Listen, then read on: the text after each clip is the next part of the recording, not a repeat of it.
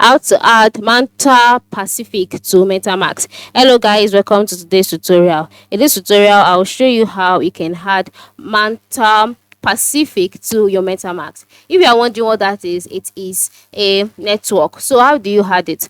The first step is to open up your MetaMask extension.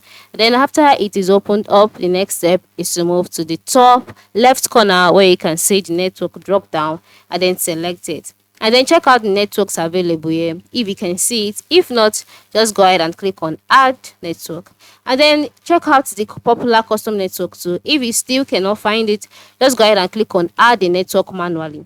So the first step would be to fill in the network name, the RPC URL, the chain ID, the currency symbol, as well as the block explorer URL. And then after filling in all of the details, just go ahead and click on save. And as you can see, the network is added successfully. All right, so you can decide to switch to it if you want, and you're good to go. Yeah, that is basically how you can add the Manta Pacific to your MetaMask. Thanks for watching and have a good day.